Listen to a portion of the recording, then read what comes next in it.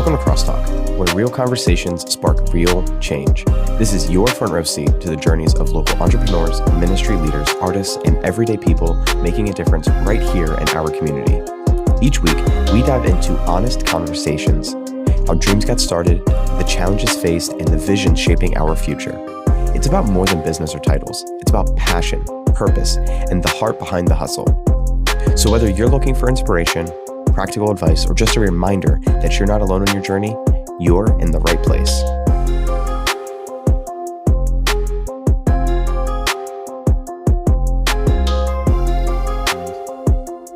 People from all over God's green earth see it, and it's interesting.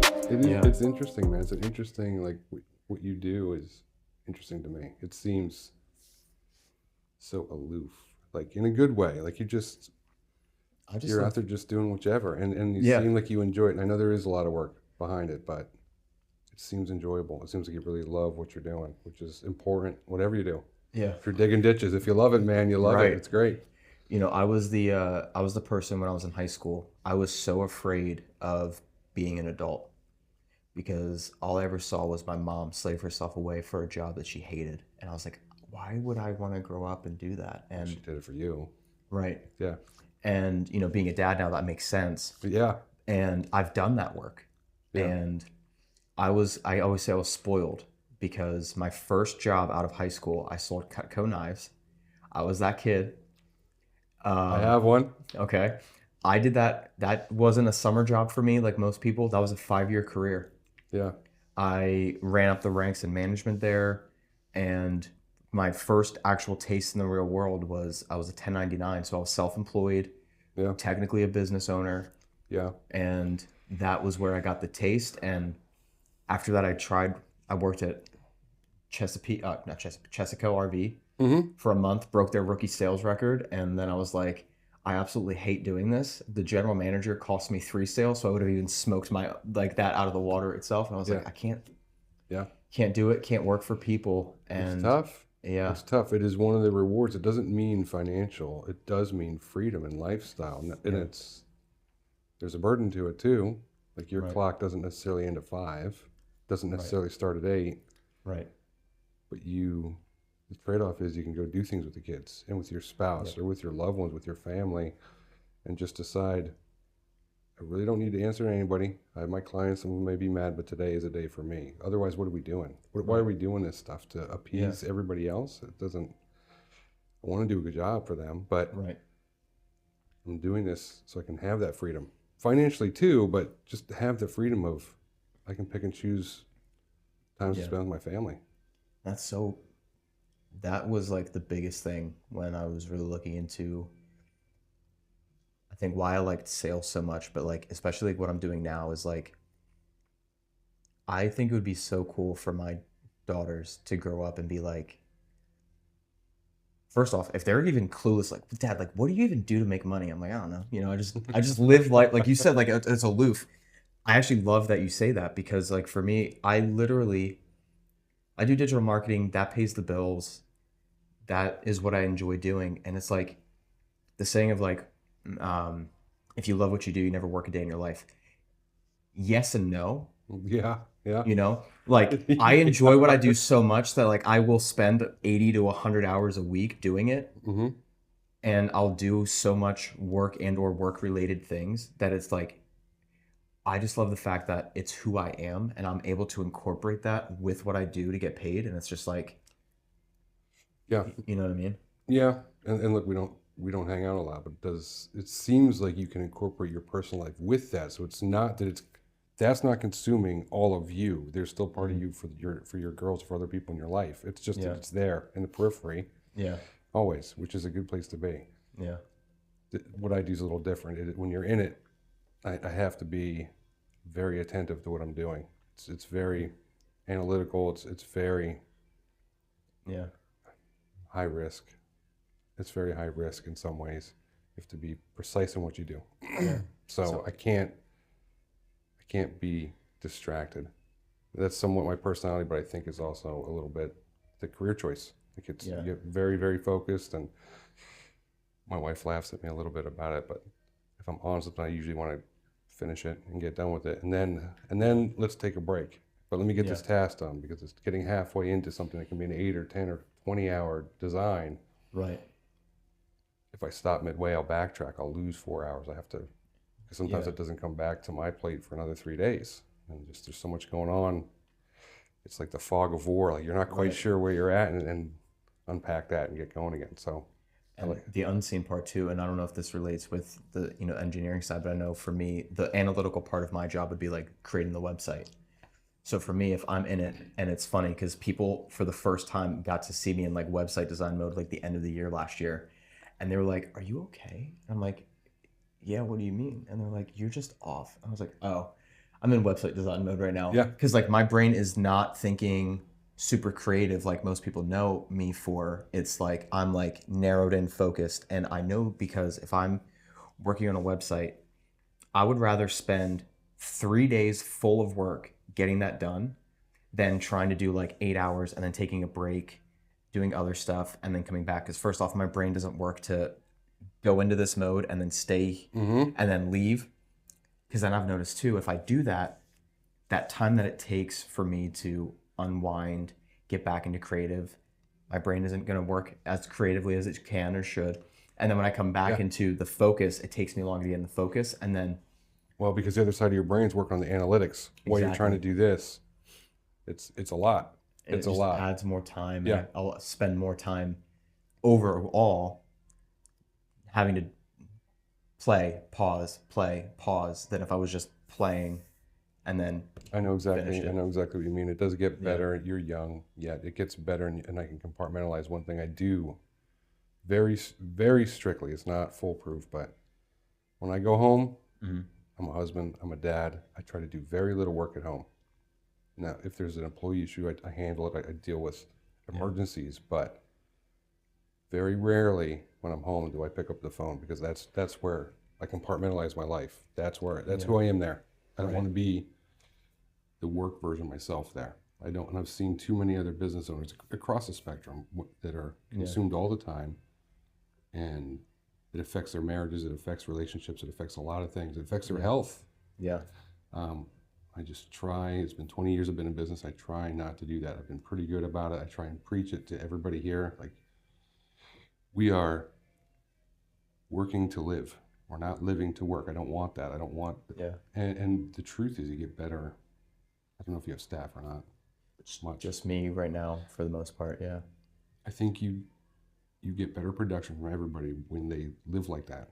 I know companies that are working 12-hour days every day. And what for? Yeah. What for? You do make more money doing that. But you're missing out on memories, you're missing out on time, you're missing out on everything that actually means something. Right. Like, you got to pay the bills. We have to pay the bills, but. And I'm sure the turnover rates for those companies are relatively on the higher end too. I think they are, or you're attracting just the type of personality that wants to do that, and that becomes very cynical, a little bit. Yeah. In a way, almost vicious. It can be, because you have the hyper type A's that are, I want to do the best, and I want to do this, and I want to. Yeah. Too many of them in a room, and I think they start to pick at each other. No, I can see that. Yeah. So when did the journey for you start with engineering? Yeah, we're recording. We're good. I didn't know. See, this is what I mean. It's like I try to keep it super casual, and we just go from there. Yeah. Well, I started in the middle, so I started in. So I graduated. Let me start at college. I graduated with environmental engineering degree, and I liked the outdoors, which is what got me into environmental. I was good in math and physics in high school. Engineering was something I was pretty sure I wanted to do since I was 15, 14. Yeah. I actually thought about mechanical, and then environmental was kind of became more well known as like, that's perfect. I'm out in the environment. I get to be outside. Yeah. And got my degree. The first job I took was actually in oil fields, being out and being a kind of we weren't doing heavy oil field work. It was production testing, but it was long days, and very mobile. I was in Wyoming, which was an allure to somebody who just got out of college. I love the outdoors. I was like, all right. And it was great, but I was away from everybody and everything I knew. And working out on site that was 12 or 15-hour days. And then if you got a call and you had to be in Nova Scotia in 3 days, you pack up and drive. And that's what you have to do. And you don't always know what's going to happen because it's usually emergency driven. Right. So there you go. And I was kind of a nomad. And that lasted, I think I lasted about 3 months. Okay. And it was my uncle's company who I'm very, very close with. It was a great company. It just wasn't my lifestyle. So I kind of stumbled into civil engineering. Okay. I emailed who was my brother-in-law now. He was one of my best friends in college. Said, I got to move back. Send me some newspapers in 2001. Okay. And my first day as a civil engineer was moved into a little studio apartment with him in Hatfield Village. Okay. In September 12th, 2001. The day after, I was going to start September 11th, and he said, just give me one day because Mondays are hectic. And it was a pretty hectic Monday. It was. Yeah. It was. Wow. It was a little crazy. So I did that. That was 2001. 2005, I went to another company in civil engineering. There's a lot in civil that kind of blended some of the stuff environmental that I liked, but I was behind a desk more than I thought, but it also let me be home and let me kind of get back to my relationships and the people I knew and spend time with them too. So Right. I wasn't so mobile all the time. In 2005, I went to a second company. In 2006, in March, I was young and felt like I was doing pretty well as a project manager, and got together with 3 other guys and said we should start our own business. So I was 28, started my own engineering firm with 3 other guys. Didn't know what I didn't know. Right. Yeah. And that was a booming residential market, which is a lot. I'll get into what we do in a little bit, but that drives our business. So it was booming. We made a point not to take any clients from anywhere. We came from 2 different companies. Okay. We didn't steal any clients. I didn't want to start that way. I saw that happen. I thought, and I do think that's an unethical way to start. Yeah. You don't cut the Achilles heel of the people who gave you a job and helped you grow. Now, organically, some people follow, but we didn't, and that I cannot help. And I talked to my prior employers about that. Yeah. It's not me. They followed 1 or 2. We were young, and they recognized we were young, so not too many people followed. But ironically, my former boss, where I had just left, ended up calling us and just giving us a job. We're too busy. Can you just take this? You were managing it. And that was a blessing. There's so many things that happened through the first couple of years that you can point and just say it was divine intervention. Like he gave us a big job, and it ended up being a job that we're still working on different components of it. Right. But it really helped the company get their feet underneath them. So we started in 2006. We really opened the doors May 1st. In 2008, if you remember, the market crashed. Yeah. The housing market collapsed. So we had 24 clients, maybe 18. Half of them stopped everything they were doing or went bankrupt. We had just before the market crashed invested and expanded from civil engineering to include survey. So we hired a surveyor, a licensed surveyor. We bought survey equipment, we bought a vehicle, and the next month everything crashed. And now we had all that stuff. So that got very tough. And we were, over the next 2 years, I think we had 7-ish people.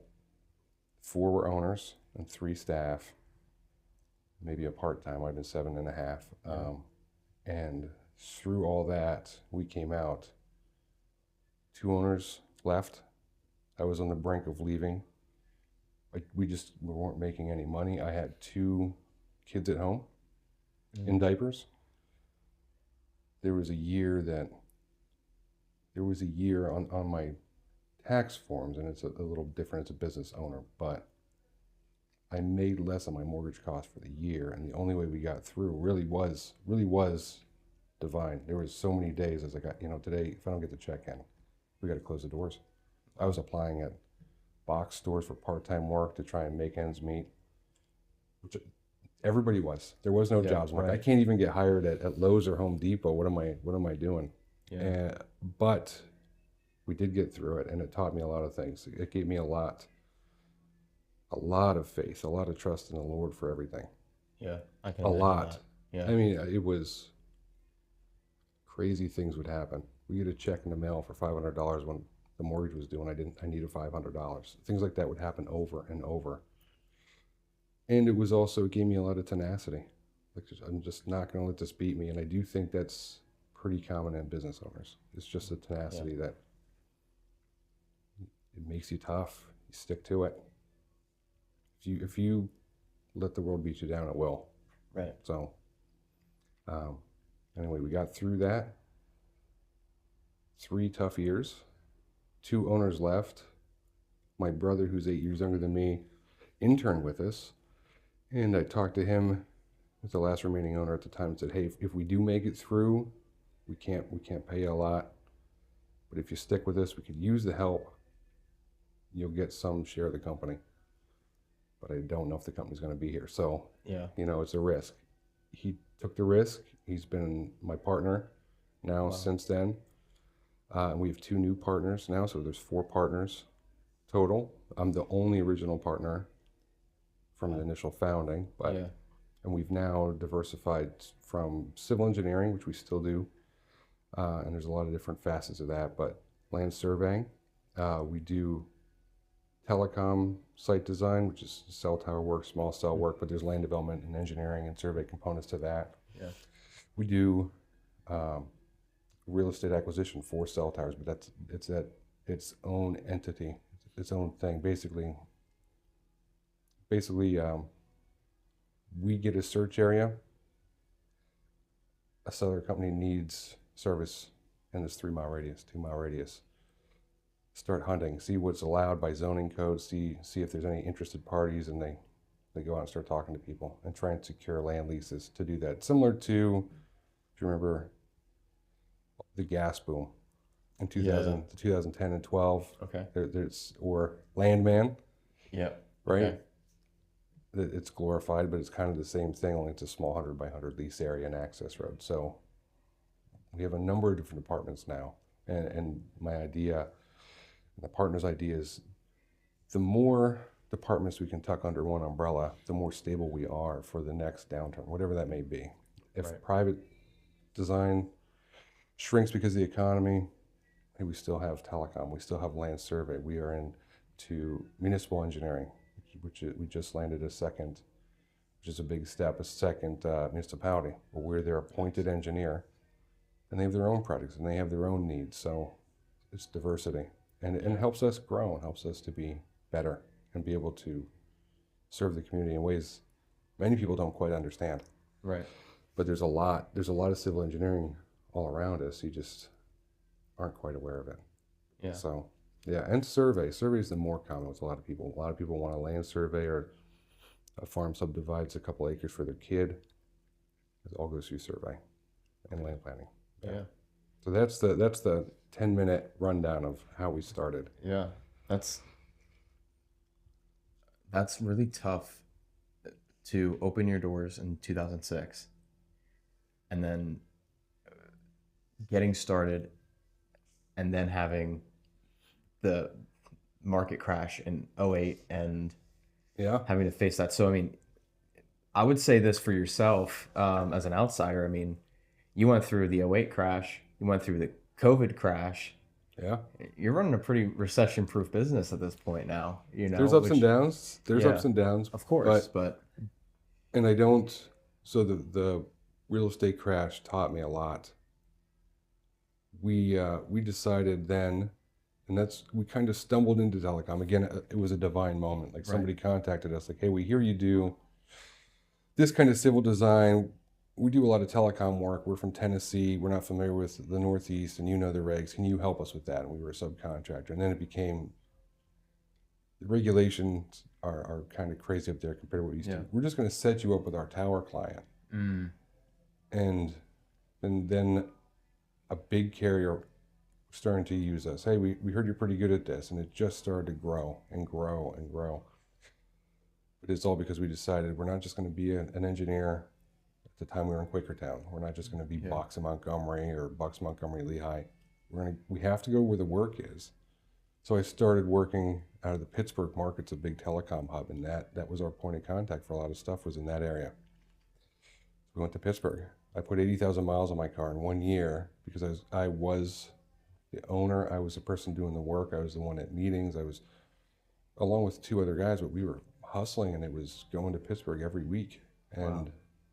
with a young family. So I'd have a 7 o'clock meeting, and the suburbs of Pittsburgh, usually done at 8, be home by 12:30, get to work by 9 the next morning, work through the day, and I got another meeting in 2 days, and that's what it took. But too many people limit themselves, and we just decided we're going to do this. Now we're doing work in Texas, we're doing work in Washington and Montana. We're still waiting for Hawaii. We did have one opportunity for a job in Hawaii, and Puerto Rico, which was interesting, but we do a lot in Florida. I think we're doing a lot of work across the entire United States with a few exceptions. California is a little bit unique. Yeah. Though I think we may have touched something there through a subcontractor, but it's to think like when I first started, we're thinking in the 2 counties of Pennsylvania, 3 counties, and now it's 28 states, 30 states, something like that. That's amazing. It's interesting, but that was a lot of people limit themselves, and we just decided if we're going to get through, we got to go where the work is, and if the work's not here, we're going to find where the work is. And with technology now, one really cool thing in the last 20 years, so much of what we do is through video chats. You might have to go to the site once, and it might be a flight to go look at something, but you can do the design here. You can work almost as fast from home as anywhere else. It's almost like being right there. That wasn't how it was in 2006 and 2008, but things are getting so advanced so fast as you're using AI even for this, like it's going to get faster and faster and better. So it enables us to do more. Yeah. So you mentioned about the limiting factors and that people can put on themselves. Where do you think you learned that sort of resilience to? Because you said you started the business when you were 28. I started my first business when I was 25. Oh, see, now you have to one up me. I'm not trying to one up. Oh, get out of here with that. But what I'm saying is because I'm never going to. I'm not the person to be like I know it all. One of the things that I love from doing this is let me actually cut out a little bit. There we go. One of the things I love about doing these is I get to learn so much from people that have 10, 15, 20 plus years of experience than what I have. Yeah. And hearing their stories and for me starting out in the younger, you mentioned earlier about oh well, you're still a little bit younger, so that came for me over time. That's what I love to hear is those little bits of things that people can share of what helped them through those seasons, because I know those are going to come for me. I know they're going to come for the business, and I know you mentioned a lot of divine intervention. I lost count of how many times God moved to allow me to stay in business, to have this, to give me the platform that I have and everything. And so what was that? Where do you think that started for you? That resiliency piece to be able to, go take the leap at 28, start this, and then even work through those really hard seasons, having the 2 kids at home and still work and having the hope and the faith when it really, all the odds look like they're stacked up against you. There's a lot in that question. I know. Very loaded question. So take whatever piece you want the. Let's start with where do you think that resiliency piece started for you? So I grew up on a working farm. Okay. I grew up on a generational farm. My grandfather and my father, everybody lived there. It was my grandparents and my dad, my mom and my 3 siblings. I have 2 sisters. I'm the oldest. I have 2 sisters and a brother, and it was a working family farm. And you can do everything right on a farm, and the weather can mess with you. Things can mess with you. So I do think, and it can beat you down sometimes, but you have to be resilient. You can do it when you can do everything right and it still goes sideways. You kind of learn this resilience. That I think I have a personality flaw where I don't like to be told I can't do something. Okay. Legitimately, it's a problem. Like, it is a blessing too at times. It is a blessing too at times, but I was told, so I don't have my engineering license. Okay, I have an engineering degree. I don't have a license. You need licensed people to do the work, to sign off on the work, not to do all the work. You can't be an owner. You're not licensed. You don't have your PE. You don't have this. You can't do that. And the more I heard, it was almost like, well, I'll show you. I'll show you what I can do. That was through sports. Okay. In high school, through working on the farm, my deficiencies in my personality, it was all that put together. So that started to build in me just this, you might knock me down, but you're not going to keep me down. Okay. Yeah. Through the first 3 or 4 years of the business, it got close to where I was going to be down and out. And faith sometimes isn't felt, it's practiced. Yeah. Right? And you just have to lean into it. And just, I trust that this is going to be it. And it's a little bit blind. It's a little bit pie in the sky, but also still in the background was, I'm not going to let this beat me. I'm going to find a way to get through. Yeah. And it would happen just a little bit and a little bit. And all of a sudden, you look back, in 1 or 2 years, it really turned around. We're stable. Things are stable. And now looking back, those days really weren't as tough as when you're going through it. Like any trial. Yeah. It's not quite as bad as when you're right in the middle of it. Right. You can see how everything was laid out for you when you look backwards. You don't see it when you're in there. Right. Talk about the fog of war. That's when you're in it, you can't tell that you're in it. But it was a little mixture of everything, I guess. It was a little mixture of everything, getting through that. When we did get through it and looking back now, I'm like, those trials made me stronger and tougher now, not to get rattled by little things. So you said, well, you're stable, you got through this and you got through yeah, that is true, and I'm blessed that happened, but I also don't let that dissuade me from taking more risks, because we're all risk takers as entrepreneurs. Like, what other things can we go after? The company made a little bit extra money this year. We can put it in our pocket, or we can go after something else that further stabilizes us. And usually it's that. There have been good years. There's been blessings that we've gotten financially. But there's a lot of times that we put it back into the company and see what else we can do for the benefit of everybody. You know what I mean? And as I thought about my family early on, it was just me and 2 other partners. Now we have 30-some employees, and it's a great group. But I do feel responsible for their financial status too. I want to make sure that we're continuing to get to work, and how do we stabilize? I don't want to do anything that jeopardizes their employment here.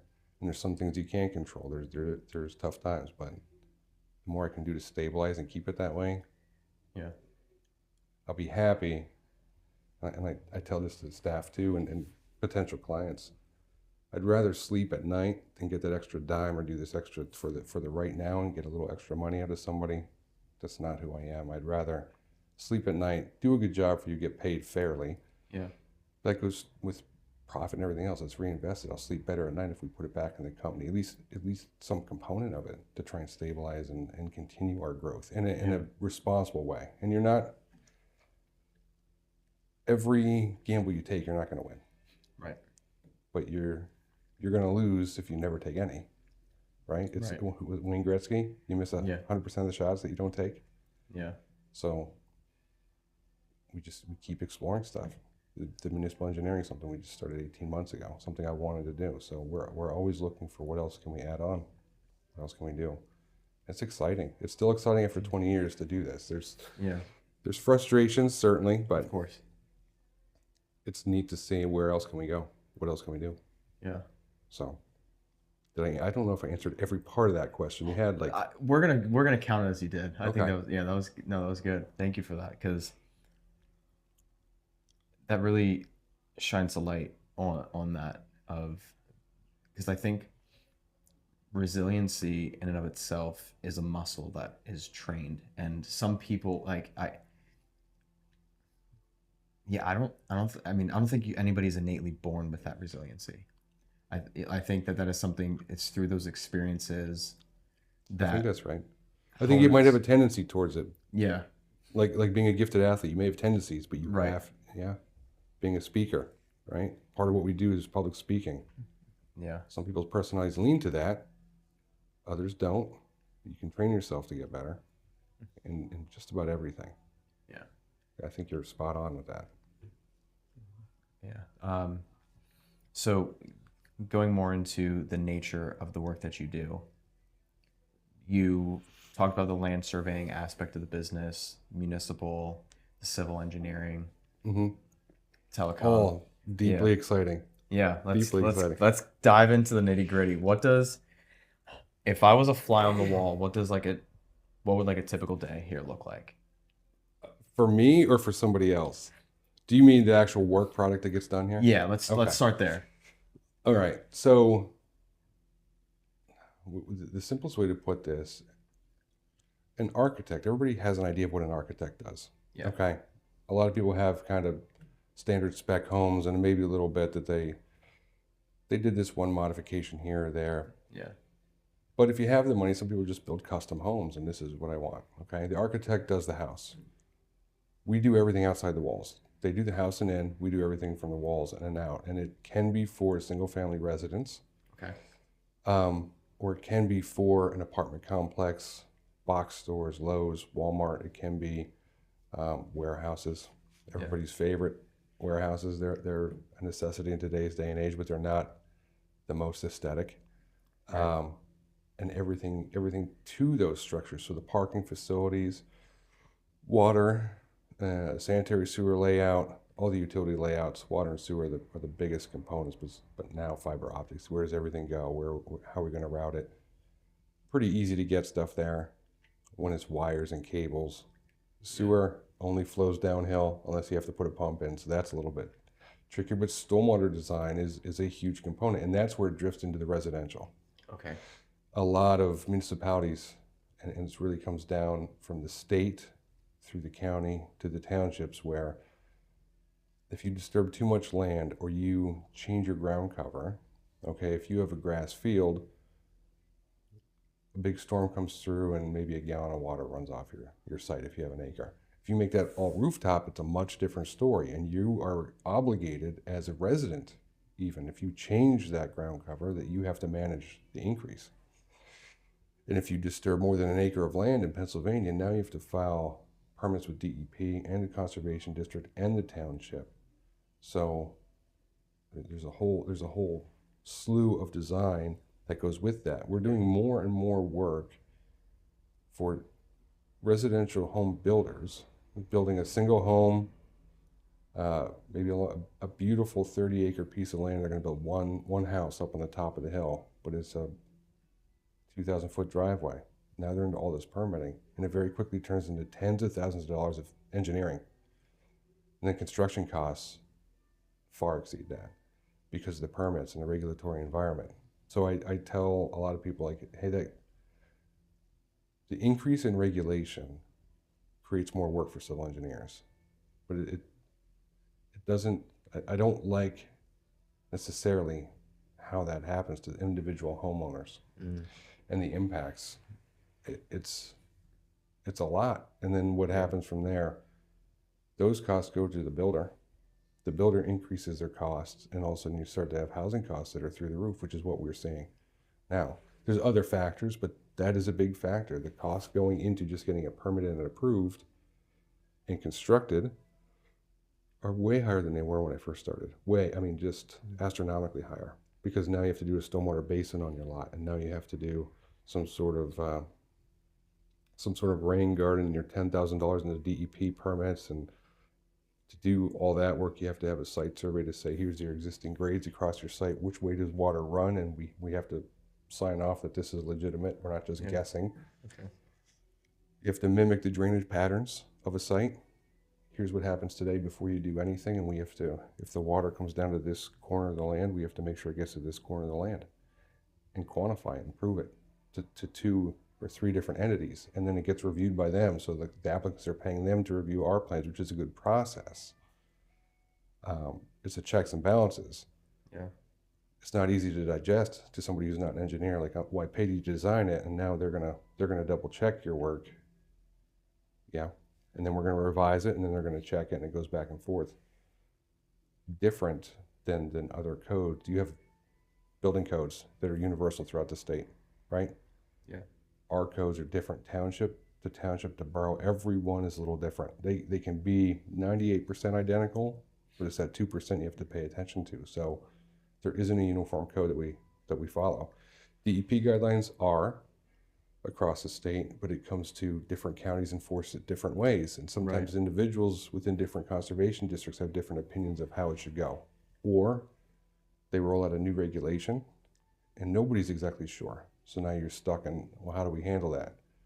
Well, the county's reviewing a plan and they say you should do X, Y, and Z, but the township says, no, not X, do W, but not X. And then you're stuck in which way to go, you know, and ultimately it's the homeowner that pays for that. And it's tough. It's tough to go through that. So I talked more about the regulatory environment, what drives that, but it is catching more and more people that are trying to do simple things, building a house, doing a small subdivision and having 2 lots for the kids.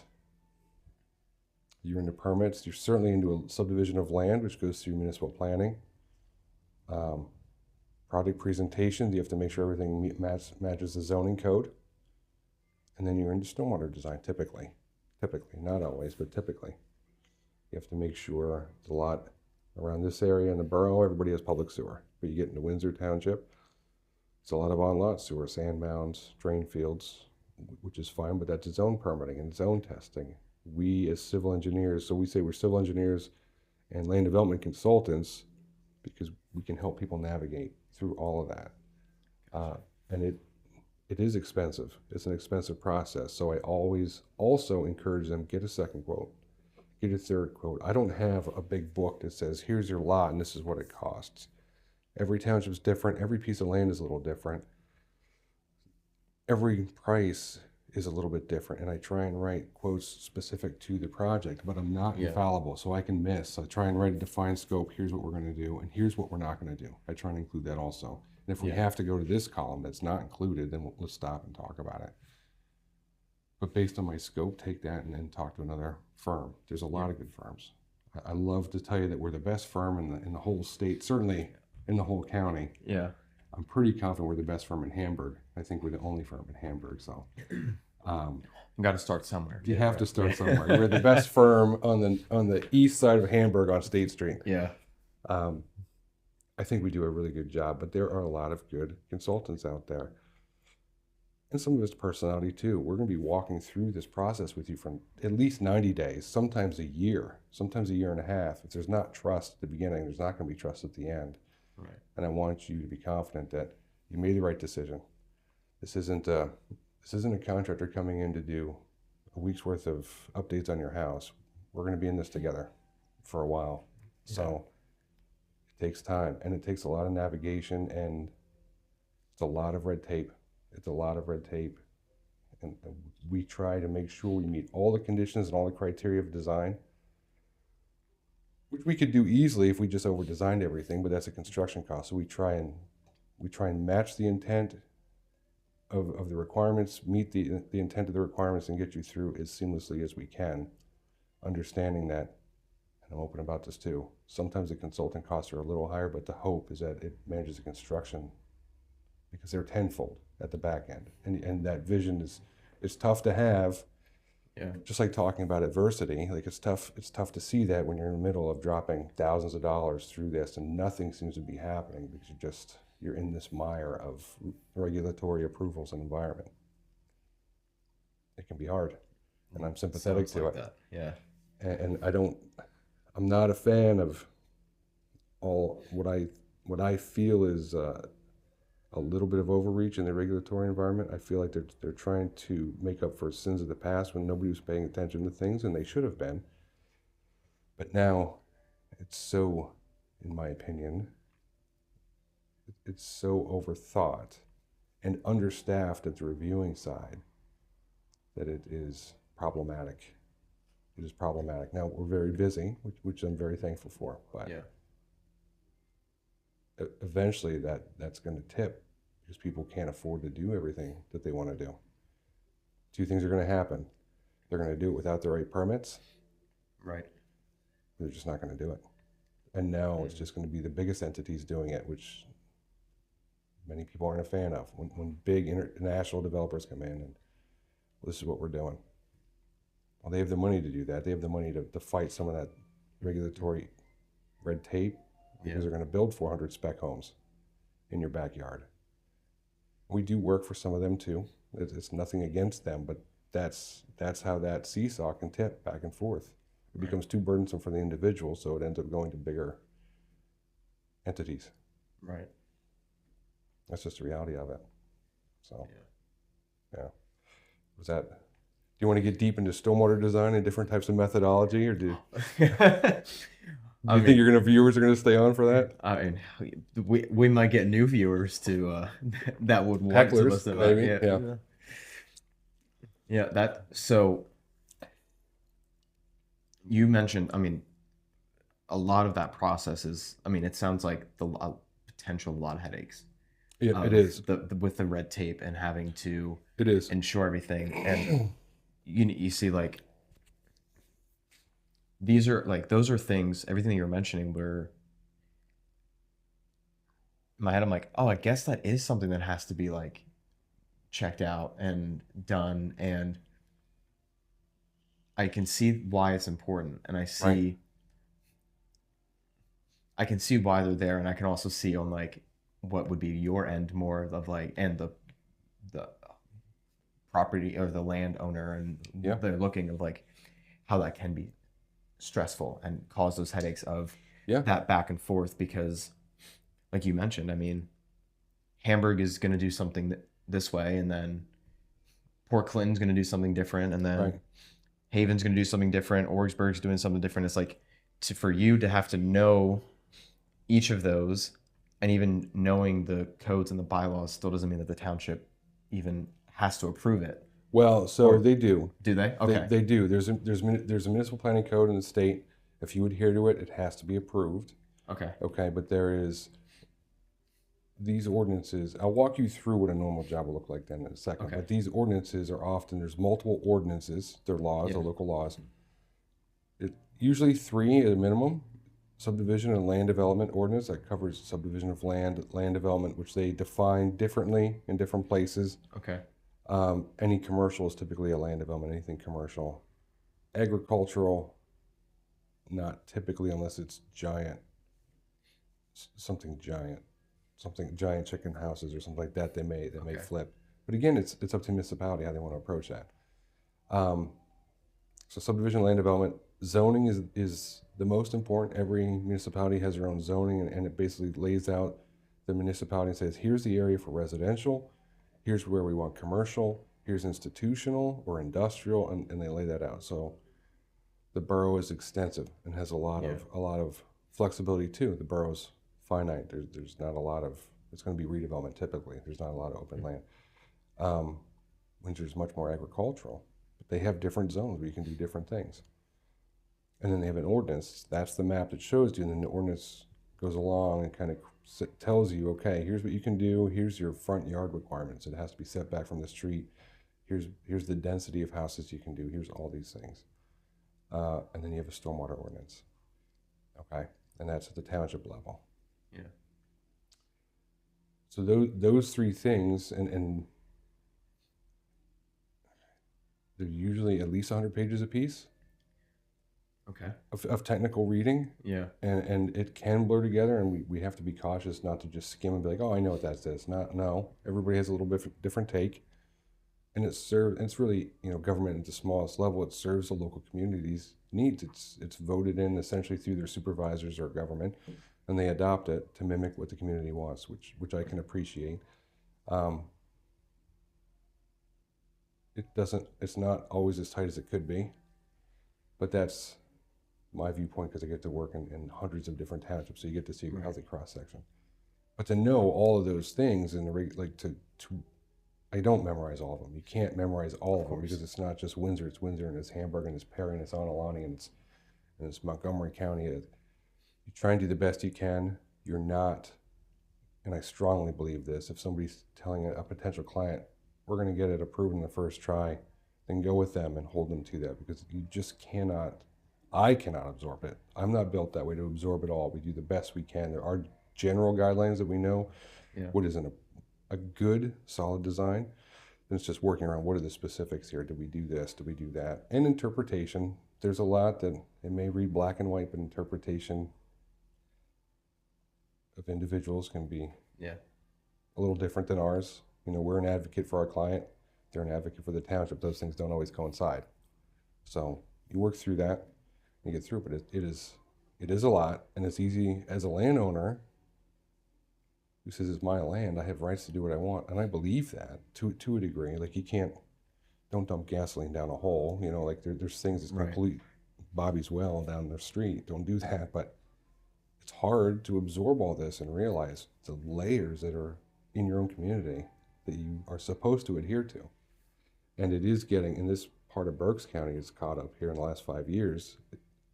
It's getting, I don't want to say intrusive, but it's, the regulatory environment is not lessening. How's that for being PC? Yeah. It's not lessening. It's getting more strict, and there's more oversight, and there's more neighbors keeping an eye out for what's going on and checking on everybody else. So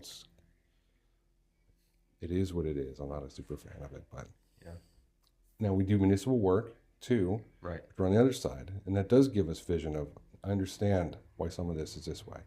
I do, and I think having a foot in both makes us better. If we were all on one side, just advocates of developers, advocates of developers being even the private homeowner, just generically developers, or only advocates of municipalities, what does that do to you over time? You limit your vision. Right. So it's nice to be in both and see the different needs and see, well, I understand this now. I understand what the intent is. Yeah. So that helps us. But you know, you always have personalities too, and that's engineers are not known extroverts necessarily. Really? That is true. That is true. I read that online. Yeah. Okay. AI told you, right? Yeah, AI told me. Presenting, because you're publicly presenting, talking about the job, and it is to someone who's not interested in it, it can be somewhat dull.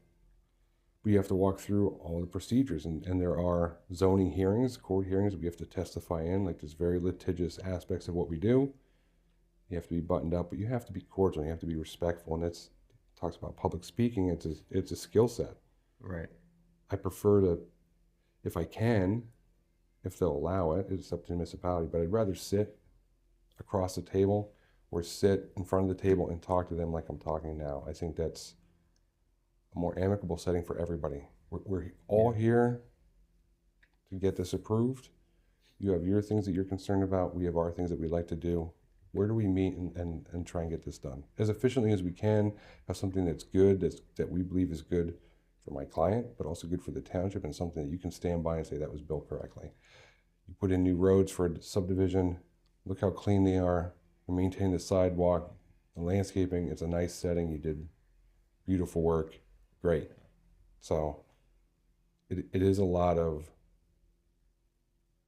skill. It's a lot of skill to navigate through all that, still get the technical side across, but be sociable, be friendly, be amicable.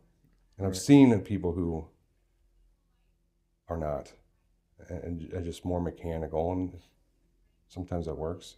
I've also seen people who are more like a pit bull, and sometimes that's necessary. Sometimes you can walk into a hostile environment and it doesn't matter what you're doing. I don't like to be that way. I do not like to be that way. Yeah. But there's a time and place for everything. Right. So that is what it is. I'm like, sitting like this would be great if I could do it every way. That'd be great. Yeah. That sounds like it'd be a lot more efficient too. Like, yeah, we're all people. We're all trying to, let's just work together. Let's work together. And then things will be better for everybody if we can work together and reach across the table and do it as a team. That's what the intent was. Sometimes it gets more combative, but that's what I think the intent was when it was first set up this way. Yeah. So, And then you said you were gonna walk through like what a yeah. job. So I'll walk through a small job. We'll get a Yeah. call. Let me think if there's one specifically without naming the client. All right. We got a call about a job. It's a self-employed entrepreneur. Okay. They want to expand their facility. Their business is growing. They want to expand their facility on their lot, on their existing lot. They have a house, but now they have a garage. They want to convert the garage. They're going to have some staff. Okay, so we have the initial phone call. We talk about what they're looking to do, what their needs are. They've already talked to the municipality. They've gotten some feedback there, so I'll review that.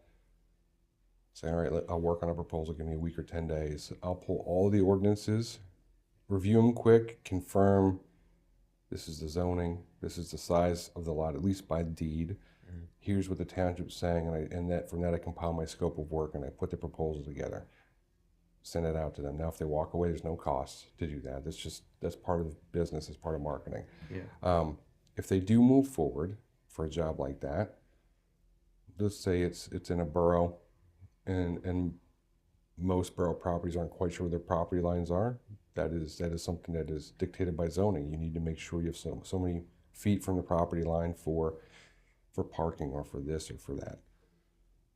So part of the scope would be land survey. That'll be if they tell us to move ahead, the first thing we do is schedule land survey.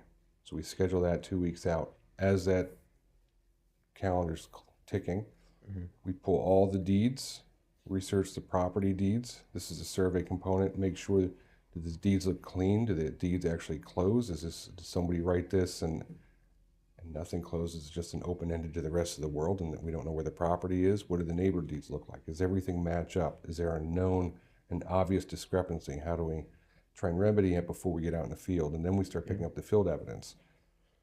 We found these pins. Hey, look, this matches the deed. This doesn't, but this does. And then you reconcile that. You bring that all in.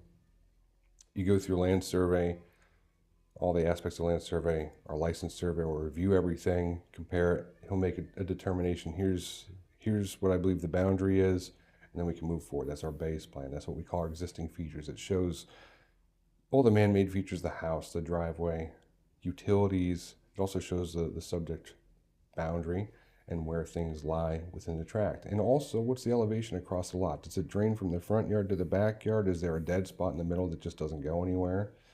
Is there a creek that runs through that? All these things. So it's just our base map. From there, now we can move into design. So usually I provide that to the client. Here's what we found. Here's what your property looks like. We're good. We're going to move forward and get into design. Now we're going to start showing where you want things to sit. Where do you want your garage to be, your expanded garage for your business? What about parking? Well, hey, it's commercial now, so you need ADA accessibility. How are we going to accommodate that? You're on a steep hill. How do I get a very flat ADA parking? Well, we can do it. The joke in civil engineering is we can do anything. It's just a matter of budget, right? Right. So we want to try and manage that. How do we do this the appropriate way? And when we do that, hey, guess what? Now your disturbance for your site is over an acre. That now triggers, and I usually I have a good idea when I write the proposal. Like, you're probably going to be over an acre. It is this permit from DEP. Because of this permit, now we have to go do more site testing for stormwater design. So we have to coordinate a backhoe or an excavator, come out, do groundwater testing, do this. We're going to sit and wait, get the testing results. We get that in. Now we can finalize design. You submit it, and you think we're done. We're not. We're submitted to the township. They usually have 30 days, and they'll give us written comments back. Here's what we see that you need to adjust. And then we go to a public meeting. Usually before we adjust it, we want to talk to the public, typically a planning commission, get their feedback, have the review. Here's where we agree, here's where we disagree, here's why. What do you think? And that'll go back and forth, maybe twice. On bigger jobs, it can be 3 and 4 and 5 times. It depends how big the job is. It's more to absorb, it's more to review. The end result is finally we get, the township says, hey, we're pretty good with this. If we have DEP permits, we have that in hand. We have all the permitting in hand. Probably in that scenario, we're at least 9 months down the road from when we started with the very first day. Okay. Sometimes a year and a half, depending what else is going on. All good. We do one final quality control in-house, make sure everything is clean, we don't have any errors. And I'm not just a typing error or a note, but significant errors that would impact design, we check all that. Yeah. Issue the signed sealed plans, go to the township, they sign it, we sign it, goes to recorder, done, and now it's time to start building. But it can take, like, it's a very abbreviated, that's the process. And we can also have, would complicate it, if you're on a PennDOT road, State Street's a PennDOT road. We also have to seek approvals from PennDOT. You're getting approvals from DEP. You're getting approvals from the Conservation District. You're getting a different approval from DEP if you have a creek, because now you have a creek crossing, so now it's a general permit. But also you're doing this large on-lot sewer, that's a different approval from DEP. So sometimes you're managing 5, 6, 7, 8 different permitting processes and trying at the end of the day to get them all to line up at the end. Yeah. Get it all good, and they never quite perfect, but try and like juggling chainsaws, right? Yeah. Like you're just trying to keep everything moving as fast as you can, as long as one is not going to affect the other. Sometimes we pause to make sure, well, let's get everybody's comments first before we get too deep into this. But often we're trying to do everything at the same time, move this along as fast as we can, and get a shovel in the ground for the client. But it can be a lot. It can be a lot of work. Yeah.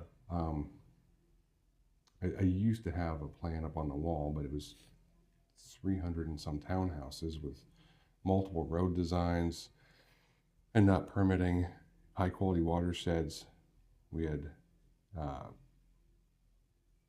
think we had bog turtle issues on site potentially, so we had to go through and clear habitat with natural diversity and go through historic clearances, and it was a lot. It was a lot of stuff, but it's a challenge to go through it and keep it moving. And it's a lot. It's a lot to digest. It's a lot to manage and stay on top of. And you can't just so that job will keep somebody busy, very busy. Even a small job, somebody building a small business with 1 or 2 employees, they'll keep somebody busy for a week or 2, but then it sits for 30 days. And then it's back active. So when they're done with that, they need the next job and the next job. So most of my staff, most of my project managers, and I have a great group of project managers. But for land developments, they're handling 8, 10, 15 jobs at a time. They're just not timed the same. So it keeps them busy. And my role anymore is to help wherever they need help. I'm not doing as much of the day-to-day engineering. I'm doing a lot more business management, which I enjoy, but everything has its ups and downs. Everything has its perks. I often joke that I open up my computer and I just have one thing to do today, and maybe if I get it done by Friday, I'll be happy, because everything just comes at you. And part of being an entrepreneur. And I try to, especially lately, I'm trying to take it in stride and just be joyful in it, because it's exciting. It is exciting. I got to get out of my own engineering head. Like my regimented, now it has to be a sequence of you do this and then this and then this. There's not really anything as like a schedule as an entrepreneur. There's some certain things you work around, but everything else is a little bit of beautiful chaos. I love beautiful chaos. I love that. It is. So when it comes to like a project, I know you said you have a staff of 30 working with the company now. So that's through all the different departments, but So for a project like the one that you just mentioned, like how many of your staff are working on like a typical project like that one? Like how many? Because I mean, you mentioned all these different permissions and things that you had to get. Permits and approvals. So for something that size, it's usually 1 or 2 guys. Okay. One guy's the lead with some help. Okay, but there's different people that touch it through the course of it. I write the proposal. I have some oversight on it throughout the course of everything. Not always, but sometimes I'm presenting it to projects. I try and encourage my staff to do that, and they do a good job with it. And that's something you just have to get into. You'll get better with time. Like, you present things. They're doing great. When I write the proposal, then it comes in-house to the survey and drafting department. We prep everything before the survey. So that's somebody else. Then it goes to the field surveyors and the survey coordinators. That's another 3 guys. between the three of them. Then it goes to the PLS to review everything and sign off. So now it's 5, and it goes to the engineer, and sometimes the engineer's helper. So it can be 7, but it's at different times. Once everything is into design, it's usually 1 or 2, but there's a lot of hands that touch it. Yeah. And then on the business side, the accounting end and managing, here's a proposal. Are we at this? Did we hit this milestone? We'll build this, we'll coordinate that. Making submissions. We run through, you see that big plotter over there? Like, it costs about how much of the car? I believe it.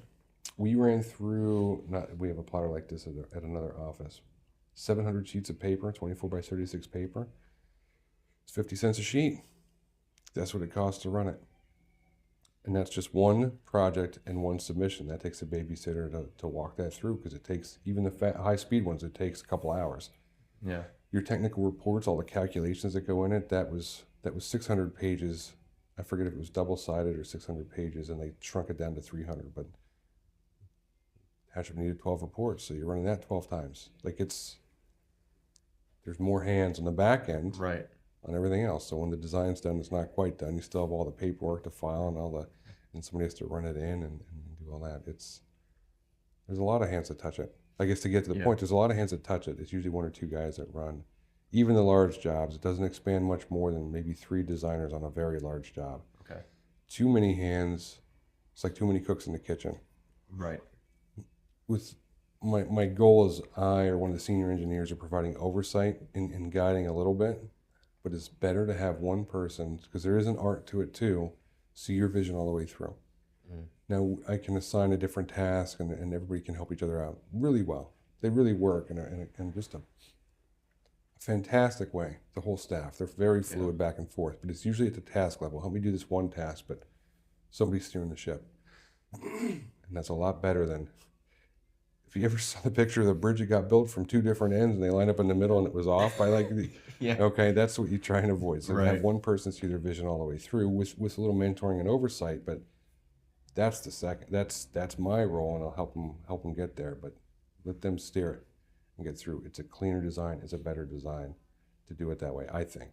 Yeah. I think. And now with our technology and what we have, design is so integrated. It makes it faster, but it makes it harder to have 2 people in it, because it's live design, where it used to be, you saw papers here with some drawings on. I still do some hand-drawn stuff. That's how I was raised in this, so it's a little easier for me to think that way. Now in AutoCAD, if you set it up this way, as you're drawing, you're designing grades, elevations, everything. So to have 2 people doing that at 2 different levels without knowing what the other one's doing is a terrible thing. Right. They can move pretty quickly through something on their own. Yeah, I was curious about that, because everything that you were saying beforehand with getting the permits, it's like that seems pretty complex, and that's just on the outward, like more the outbound side. And I had the assumption that there was a few hands that had to be in it on the inside too. And I'm just seeing like the amount of systems that you must have to have in place, the precision that you guys have to follow in order to keep all of those, like that. I mean, it's a juggling act. Well, it's interesting you bring that up, because we just switched over to a new software that everybody is I do think it's going to help us with that.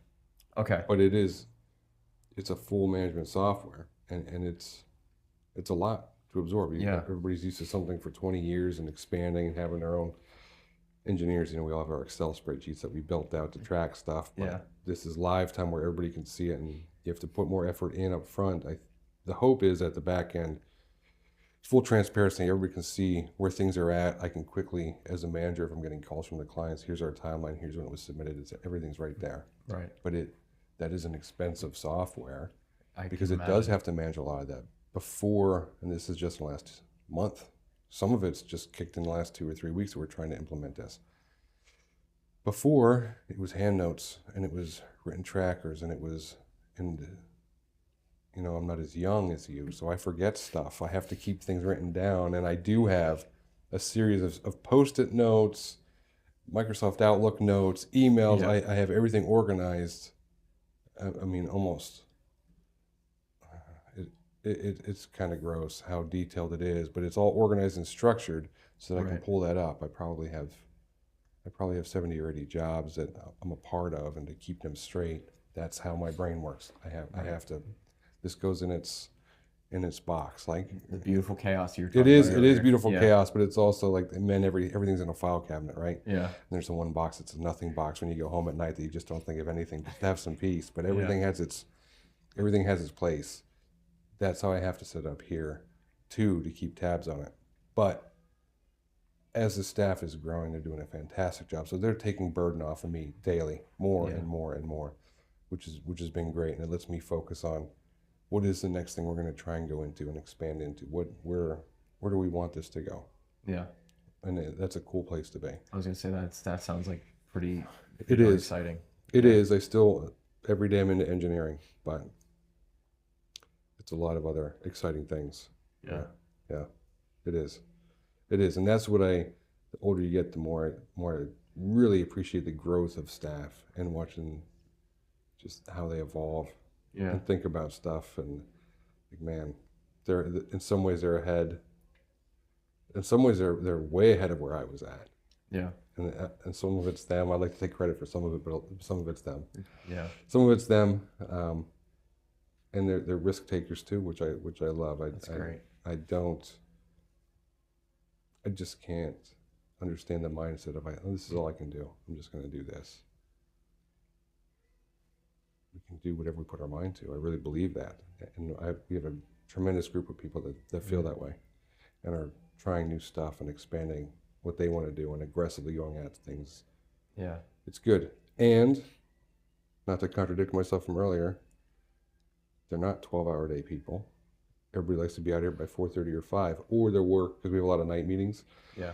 They'll work 4 long days, and Friday by noon, everybody's out of here. They don't come in Friday. They work from home for 2 or 3 hours, do a little cleanup, and have a 3-day weekend. Because when we're here, we work hard. But then go enjoy life. Get outside. Go have a beer with a friend. Do whatever. I don't care. Just don't be stuck here. This is my business. I don't want to be here. Yeah. Not all the time. You know what I mean? I don't want to live in this building. So Right.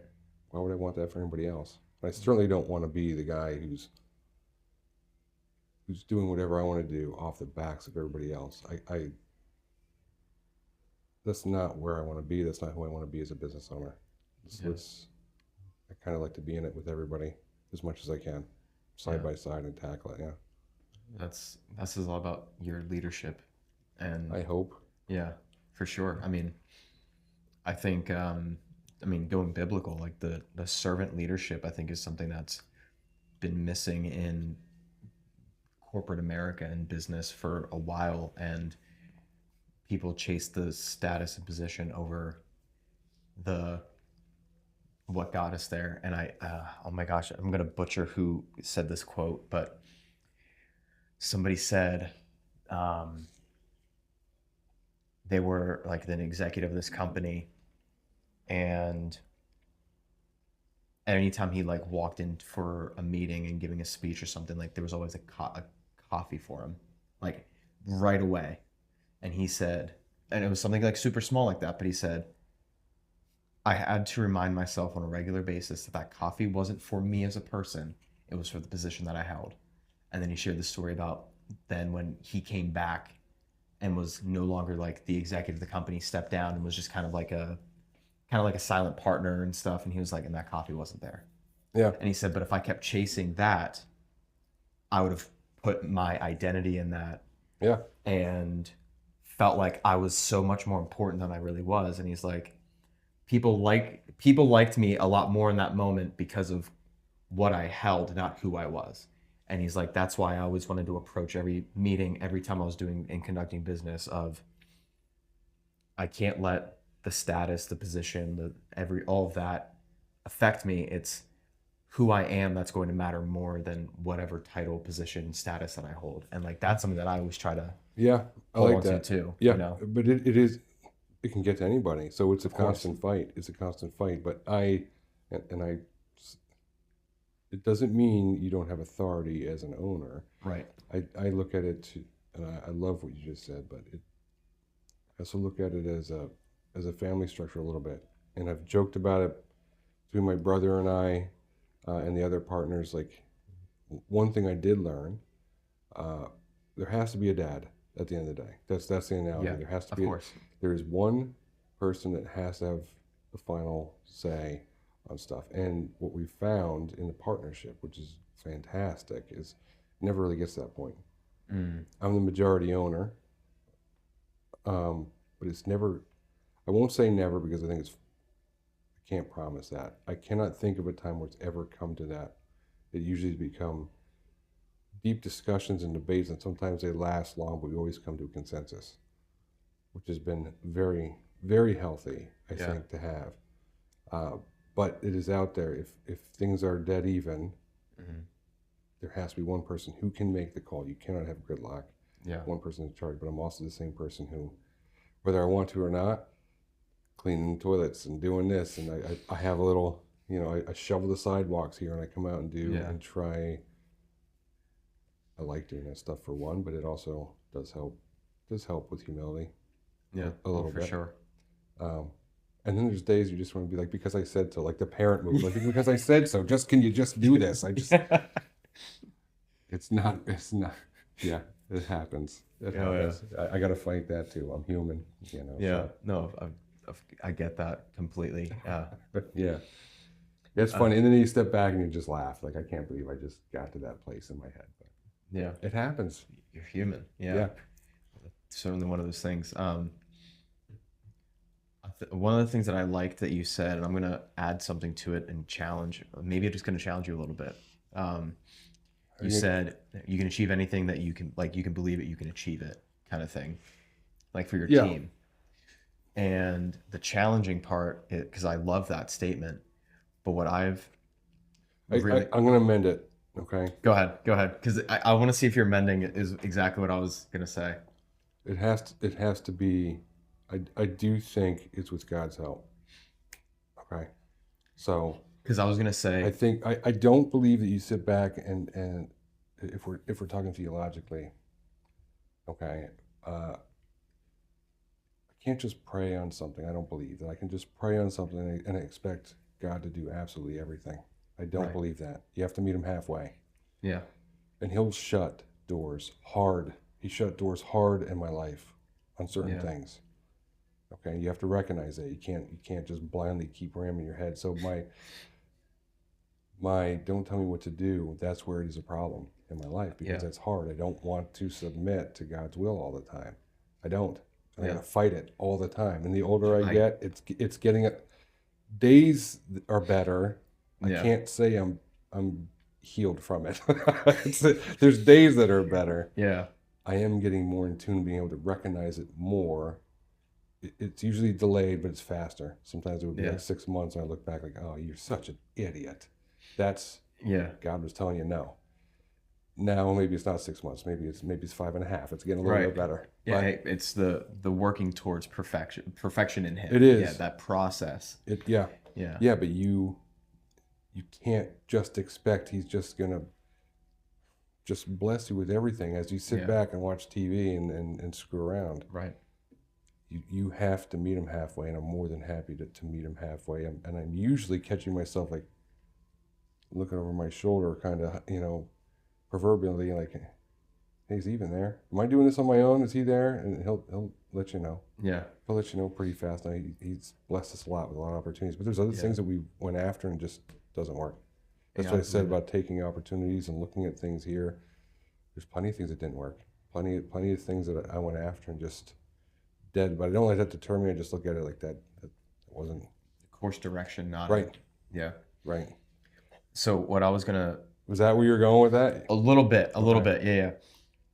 So I'll share an analogy, and then I'll share the tip. But so believe it or not, by nature I'm an introvert. I would much like doing the out of the extroverted stuff is why I know that God exists. And this is going to lead to my point, because He blessed me and gifted me in every attribute of being an extrovert, but it drains the living daylights out of me. Right? Yeah. So in order for me to be who He's called me to be in this life, I have to spend an insane amount of time in solitude or just this. And now I've been learning, because it used to be like 2 hours a day I'm like in the Bible, doing stuff, because I had to do that so I wouldn't like freak out on people when I'm like super drained. Now I've learned like the on the moment prayers and like the constant connection relationship piece. So the point of that is like, for me, I know more than anything else, first off, God has a sense of humor because of how he designed me. Yeah. You know, but in everything that he keeps showing me through these revelations, downloading of information, and the course that I see that he's guiding me towards, I keep seeing this gap increase between who I am in nature and where he's pushing me to be. And this, like, my brain would have stopped imagining about here, about what I would see as possible. And I just keep feeling God just pushing that forward. And it's like, not even what I think is possible. It's like, if I'm just surrendered to him, he's going to show me things. He's going to put me in places, put me in positions that a year ago, 2 months ago, even today, of what tomorrow is going to hold, that I would have never imagined. Yeah. Because that's just who he is. Yeah. And yeah, you know, like yeah. Now are the things you're chasing different than they were 2 years ago? 100%. Yeah. So that line, you showed it like linearly. It's not really that. Yeah. It's this, where he wants you to go. Yeah. And getting better and better. But that's where that comes back to the financial thing. Like, why did I start a business? At first, I started a business and I was naive. Like, oh, this company makes where I'm at makes millions of dollars, and I could be a millionaire in like 3 years. Sure, that could happen. Didn't happen. Yeah. But I did start it to have financial independence. I didn't. That was one part of what I wanted to do, and I used to feel selfish about that. But not selfish. Like, I used to feel that was selfish. It's not selfish. I wanted that for my family, to have the independence, to be stable. Yeah. Stability is something I really wanted to have. But then as I grew up and went through everything, stability is good. That's great. But there's so much more. There's so much more to it. And that, for me, it's happening to you already as an entrepreneur. It took me a little time. It really was when the crash hit and realizing what a lack of stability is. Yeah. To realize what stable can mean and how comforted I was even in those times. And that's something like its own little challenge. How far can I make a buck stretch? And and my wife and I talk about that time. As tough as it was, it remolded everything for me. Yeah. Some of the greatest times we had as a young family. I don't know if you're going to remember this or not, because you were 2 years old in 2006. I was 7. Give me some credit. Come on now. Do you remember Redbox? Yeah, the movies. Yeah, the Redbox rentals. Right. So we had not a pot to piss in, but I would save up. Yeah, you put $1 in the machine, you get a movie. We would save up $10 or $12, and once a week we get the $9.99 pizza, and we get 2 movies as a family, and we'd sit and watch movies and have pizza. The kids at 2 years old and 5 years old, and it was just, and they still talk about that. And I didn't have all the things. You know what I mean? Like, we were going from one beater car to the next beater car, and this was the humility and everything that God kind of taught me. Like, I thought all this stuff would make me great. And then I was like, well, I'm a business owner. I'm driving this 150,000 mile beater that's all rusted, whatever. And getting down on myself, and I started to realize all this stuff I thought was important. That's not important. And as I look back 20 years later, those were great times. Times. And yeah, it was tough. We never went without our needs being met, though, ever. And Matthew 6:33, right? It could be. I don't remember verses as good as I should. Okay. I can remember themes and stories and different things. And I read my Seek Bible first every the day. kingdom, and all these things will be added. Yeah. Are provided for you. Yeah. It's It's Matthew 6. Don't quote the verse. Yeah.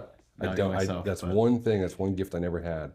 I can remember a lot of the Bible, but not the verse of the book. I read just different parts of it. Yeah, that is exactly what it was, though. Like just the things I thought I needed in life, and God's like, you don't need that. And that, talk about faith and growth in faith. Having random stuff happen just at church. Somebody told me to give this to you. $700. Here's $100. I got a refund on something that I never knew I overpaid for $250. And that, we moved back in with my in-laws for 4 months because I thought I was going to lose the house. Like, it was bad. It was a bad time, but still a very joyous time for our family. It's so, I don't know, just amazing how that shifted. Really in like a 6 or 8 month period. Yeah, it was eye-opening. And my faith just launched. Yeah, it is. Yeah. And I share that with everybody here. Like, how did we get to 20 years? God is how we got to 20 years. Because a lot of people, and I was close to just being like, throw in the towel. And that is not my nature. But it wears you down. And when you're the head of the household, and you're supposed to be, the majority income, and you have kids who you don't know how you're getting diapers. I mean, all this stuff, it wears on you. As a man, it wears on you. Yeah, that. But we never. Responsibility and everything too. It can be. It can be, and it is something I think you talk about the corporate America and what's lacking, and having a servant's heart. There's a lack of really positive male role models. I'm glad I grew up with them around me, but I don't see a lot of them in the world today. There are, because of church and the people I know through church, there's people in the community that I know, there are people out there. The older I get, though, the more obvious it is that that's the minority by a long shot. Yeah. And I feel bad for young men, particularly growing up and not having somebody to help them with stuff like that, because they're going to chase the things that I chase. They're going to chase money. They're going to chase power, whatever that means, to whomever. And we're so far off topic of civil engineering, but all the distractions that are in the world today that weren't even there 20 years ago or 10 years ago, just deviant things. Right. I'm always talking to my son, and your son is a great kid. He's a good kid. Yeah. He's a good kid. And he's in his Bible every day. But man, the enemy's out there, and he's going to come at you all the time. And just when you think you're bulletproof, you'll find out. My pastor used this analogy. I met with him on Tuesday, and he said the enemy is like a snake. And a snake, they don't creep in through the main door. They're going to find the crack in the foundation. But when they get in that foundation, they're going to feast. And it's going to get so fat that it can't be removed from that crack. And you're going to it's going to take a lot of work, because you're going to have to yank that thing out, and it's not going to be an easy thing. It's going to be a fight. And when he shared that, it was like one of those, like, it like rocked me in my chair moment, because I was like, wow. So I hate snakes. So that's a really horrifying analogy. Yeah. And I grew up in an old farmhouse that had a dirt floor, and we had snakes in the basement that would just kind of, Yeah. So I'm just envisioning snakes in the walls. Yeah. Great. That's great. You're welcome for that. Yeah. That is a good, and everybody has cracks in the foundation. And that's what you have to recognize. We all do. We all do. I am no perfect man at all. At all. Yeah. I try to be, but man, it's hard. There's so that's part of the not a lot of good role models, because nobody wants to share that insecurity either. Right. I'm perfect, I'm this, I'm that. No. We're all a little bit of derelict. We all are a little bit, but anyway. Sorry, I went down a rabbit hole. No, or snake hole, whichever. A snake hole, yeah. Yeah. I think to kind of tie a bow on the top of this, I always like to offer the opportunity, if there's for you to share how people can be following along. So with me, with you, and with Crossroads. So we're not, believe it or not, civil engineering is not huge on social media. Really?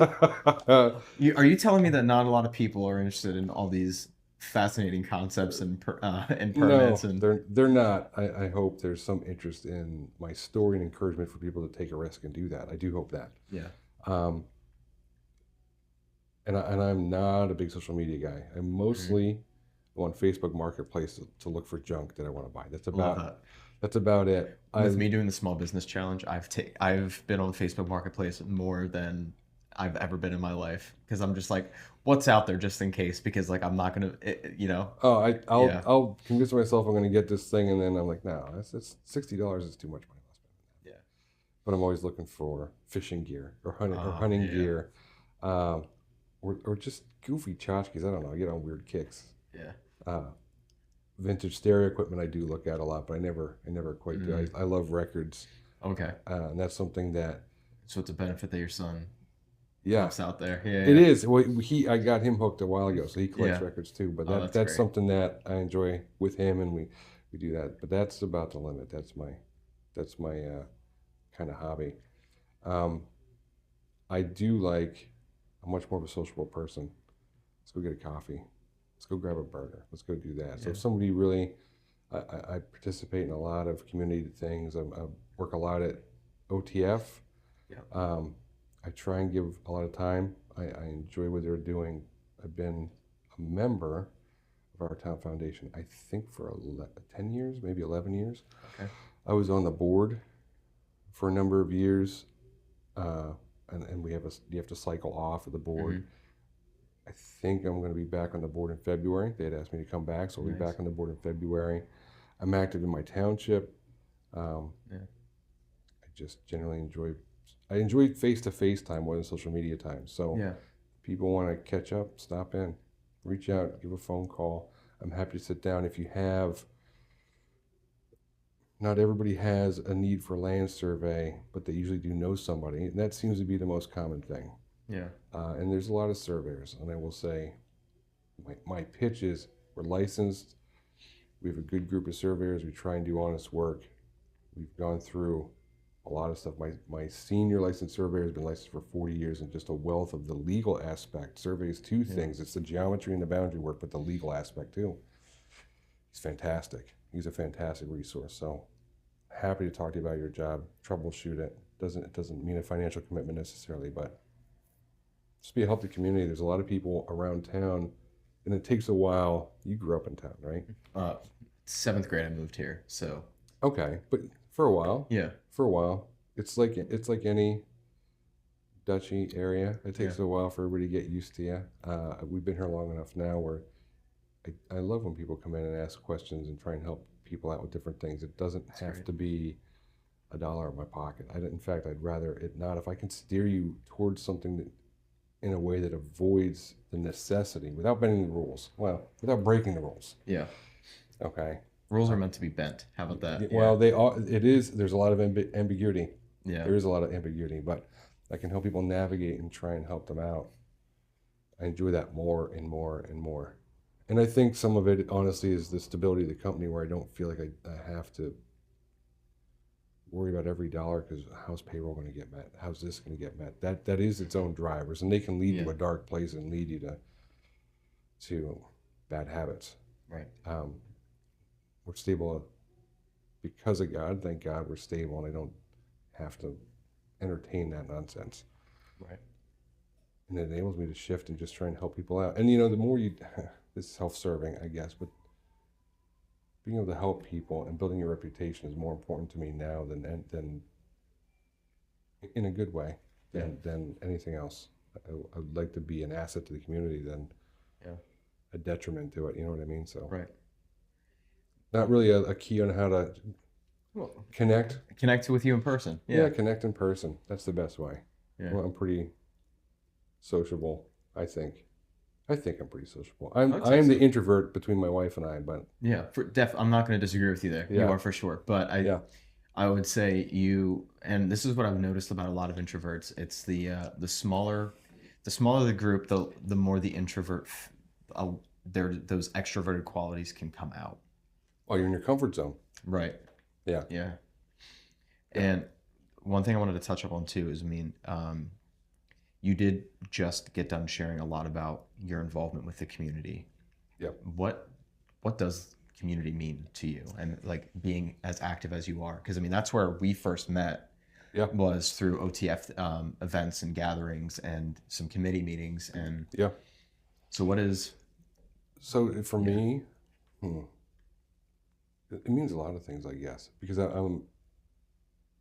feel like Hamburg in some ways is my hometown community because our business is here, but I live in and around Onalani, and I'm active. I'm very active there. That's my community there too. So it's kind of, but both things can be true at once, I think. Yeah. I think as communities, one thing that's happened, you lose your sense of who we are as people because everybody's in their house and you can shop from home and you can watch anything on your phone and you can do almost anything you want and not leave your house. It'll get delivered to you, whatever you want. Getting back, and I am seeing this in Hamburg, and this is what I think is cool about OTF too, encouraging businesses to come back, and some of the businesses have come back. Some of the restaurants, some of the, I love the microbrews. Like I really enjoy trying whatever new concoction they have there, but they have great food too. And there is a vibrance that's starting to come back and people are starting to get more engaged. I feel like they are. That is community to me. Engagement. And it's not always, it's like a family. Sometimes you argue and sometimes, but that intermingling of people. Yeah. And that's how we all learn. Not to get too preachy, but we lost a lot of love for each other. Yeah. Which is easy to do when you're not around each other. It's easy to scream at somebody on a phone. Right. Scream at them in person. Yeah, like, it's a lot harder. Yeah, it is. It is a lot harder because we're all human. We all have, but when you're out and around people and get to experience that and laugh and joke around, and somebody might piss you off once in a while too. It happens when people are interacting. But it bonds people. And I guess at the heart of it, that's what community is a bonding. And when you have that, you start supporting the local businesses, even though it might be, that's $5 more if I buy it here in town than go up to the box store. Yeah. But it's somebody local. It's somebody local and you're helping them and understand where things are at. For them, they're probably not getting their products as cheap as box stores either. Right. And like I said, you're starting to see things thrive. We're starting to see things thrive. I have talked with OTF a lot, and I have great vision for things that could happen in town. And some of it's some heavy lifting, but there's some really cool things that could happen. There's really cool things that are happening. I'm excited about. State Street Square, I think, is something that's going to add to the community. And that's not shared by everybody. I'm a little bit pie in the sky maybe, but it's an opportunity. Yeah, it's an opportunity that wasn't there before. Right. And it's going to be what we make of it. So that's what it is. That's what it is. Yeah, I love that. Yeah. That was the motto for my business is our community thrives when our local businesses succeed. It's true. And and everything that you shared about the Hamburg community and the small business community, like, it is so magnetic, I would use, because everything that you just shared is like the same thing that I hear from all these other businesses is like, and the owners, and they're just so, they want to see nothing else but to see this community thrive, because they know that if Hamburg's getting this attention, even if it's not coming directly to their business, but it's going to even a competitor's business, it's still growing them. Yeah. To a degree. And seeing that's true. You have to have the foresight to understand the 1,000-foot view. That is absolutely true. So there's a marketing, and I don't put stock in all these self-help books.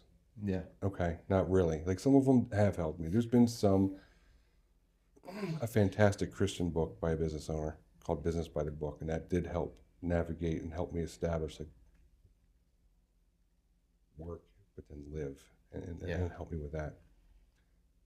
One thing outside of that did stick, hunting versus farming. Have you heard this analogy with marketing?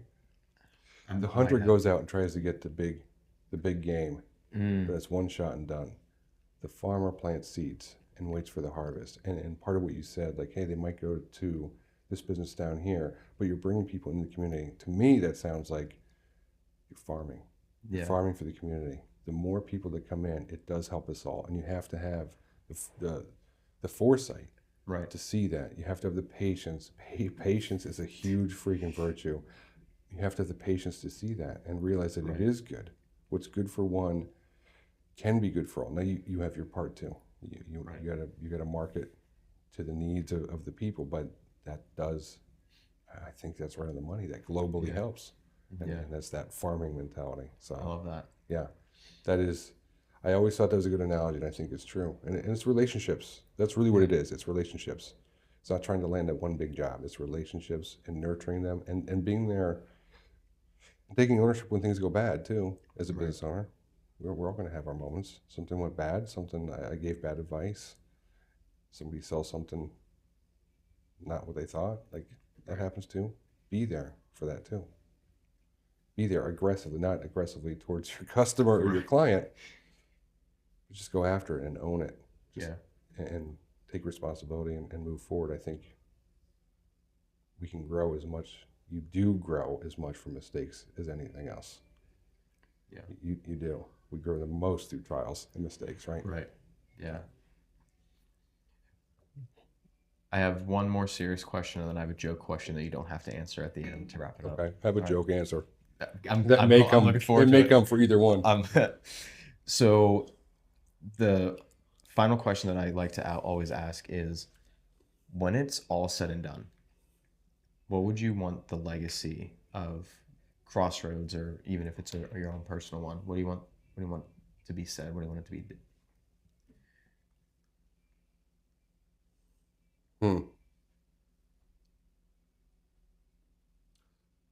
That's a serious one, by the way. The company legacy. So I've been open about my eventual retirement and different things that I want to do, and said, there's a certain timeline to ownership that it does wear on you. Right. 20 years, I'm starting to feel it. I can imagine.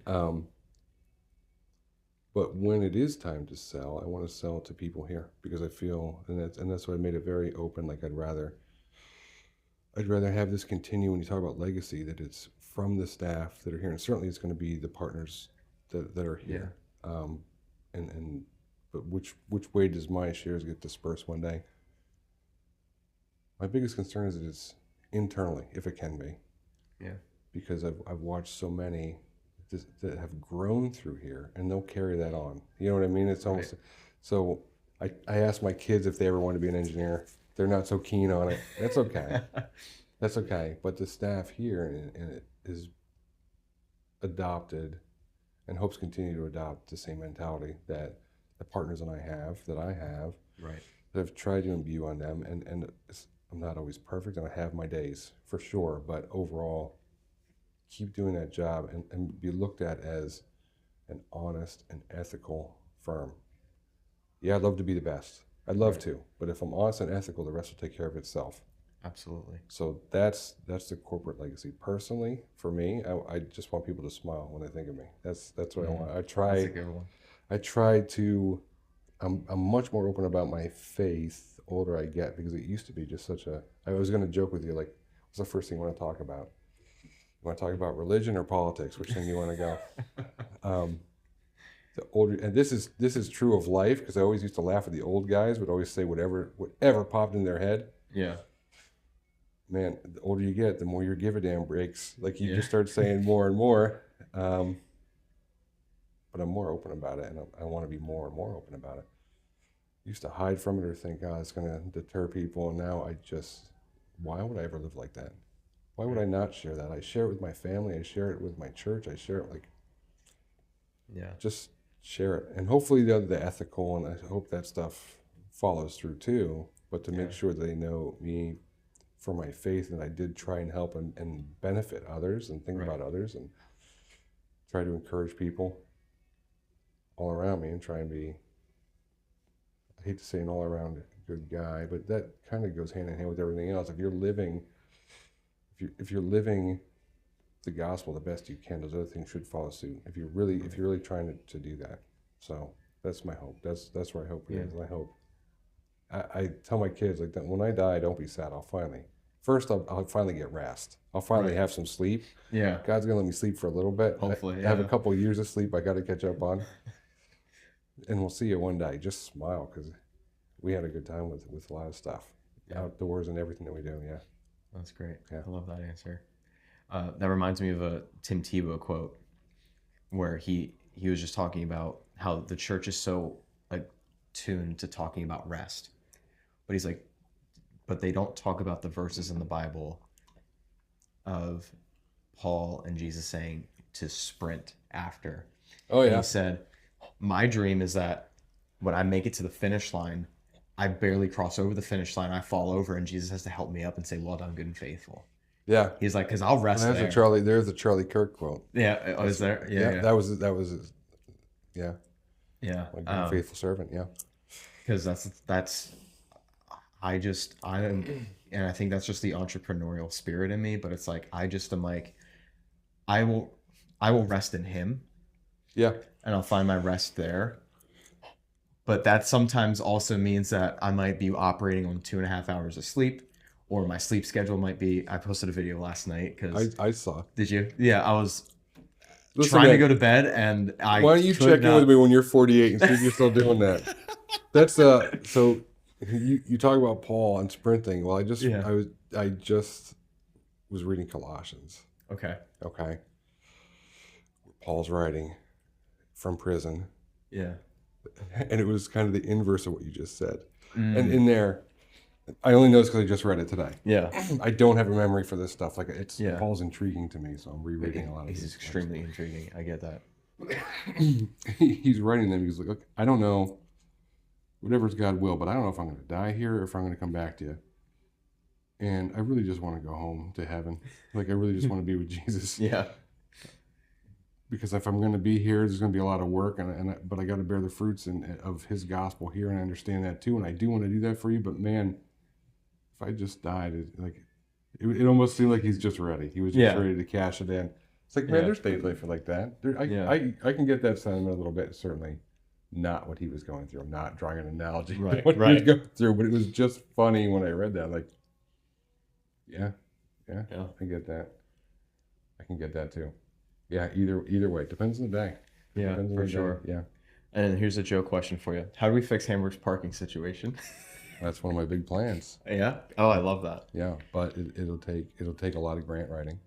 Yeah. And I've talked to my wife about this idea. So, and I've constantly bugged OTF, like, hey, I think I have an idea. But it's going to require a lot of work and a lot of grant writing. Right, I can imagine that. Different small towns. So if you want to know the answer, and my hope, and everybody has to be on board, and nobody's on board. And it has to take grant writing because it's going to take grants, because it's going to take money. Right.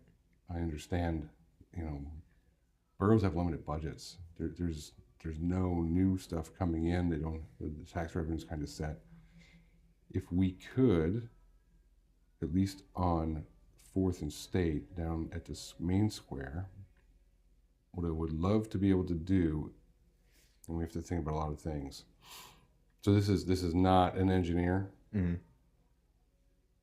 This is not an engineered solution. There's engineering that would have to go into it. The sidewalk is wide enough that I believe we could provide ADA compliant sidewalk, but recess the curb for recessed parallel parking, even 4 feet. So it's double wide sidewalks, right? It's usually 2 4-foot in a lot of areas. Yeah. Now you have light posts. Street signs can get relocated. Light posts, not so easy. You have some overhangs out in the street. There's things you'd have to work around. But if you could move cars, man, so it doesn't solve all the parking. It solves the people clipping mirrors. Yeah, which is still another big issue. So but if you could do that, and at the same time meter it, there is actually a lot of parking in Hamburg that people just, they get in their head, I can't walk 2 blocks. Right. In West Reading, people walk 2 blocks. In other areas, even more. Yeah. A lot more. In Philadelphia, man, if you're 2 blocks from where you want to go, you hit a home run, buddy. Right. the recessed parking on State and 4th would just help immensely. Even if it was 2 feet on either side, just an extra 4 foot of width. Right. But I think you can go to 4. Now you would actually lose parking, so it would complicate that problem. Okay, you would lose some because you have to weave in and out. It would just be recessed for 2 spots here or 3 spots here. But metering, which people don't really want to think about, but metering could start creating some revenue. And as businesses flourish, I would love to see a parking garage, but that is an expensive build, and the dollars have to be there to make it worthwhile to do something like that. You need a 2-tier parking to solve the problem. And even still, you're going to be looking at about a block or two for walking. You would. For any location to be able to put something like that in there. You would be. So there has to be some level of comfort that people have to adapt to walking 2 blocks. Yeah. When it's -9, nobody wants to walk 2 blocks. Right. I get that. People aren't going to be outside too much anyway. Right. But 2 blocks for what's downtown, I always have my eye open for something like that to see if it could work. But the financial performance have to be there to make that work. I'm not a developer, certainly not with that. There's things that I have a little more understanding of residential developments, but not something like that to know what's the draw, what's the prospective income you could get, will it pay for itself to do that? Right. Man, people would love it. People would love it, but I don't know that people love it so much they chip in their own bucks to have it happen. That's tough. That's tough. But I can solve everybody losing a side mirror. Yeah, I there can we go. solve that a little bit. Hey, that's a start. Yeah. So there's this half serious answer to to a jokey question. No, I love that. Yeah. So let me ask you a question. Go right ahead. You've been doing this for 18 months, right? 2 years? Yeah. Really, this started in full January of last year. I kind of started it in August of 24, mulling over the idea, was doing a lot of back end stuff, but December of 24, my whole life fell apart. January, I was checked into a rehabilitation mental kind of place to work on everything, and the business I was running at the time was in-home healthcare. That shut down because I couldn't take care of my clients, and all I was left with was this glimpse of an idea to finally do my own digital marketing business that God put on my heart. COVID year, and I had COVID year. So this is 4 years after that. Yeah, COVID year. I had Madeira marketing. I was gonna run with it. You can still find that on Instagram, by the way. That profile's now not taken down. There's like nothing on it because I was too scared to pull the trigger and do it because I was trying to do it under my own fruition and not God's. Okay. So about, give or take, a little over a year. Yeah. So your business is digital marketing, and this is doing these sorts of things is sort of ancillary to that and helps build and do that. Yeah. Are you doing work? Is it a Christian business or is it a business that's Christian? It's a Christian business. Okay. Yeah. Either's fine, but I didn't know what the calling was because of how you framed it. So yeah, I wouldn't so the business name is Across the Way LLC, and that's named after John 14:6, where Jesus said, "I am the way, the truth, and the life." I did not. Okay. Yeah. Got it. That's cool. There was not for civil engineering. I didn't feel like God put civil engineering on my heart. Okay. Yeah. I felt a calling, so not directly, and maybe it was my own naivety at the time. It wasn't like, hey man, we're short on Christian engineers. You know, like I didn't have that conversation with God either with that too. Yeah. I wrestled with this. Yeah.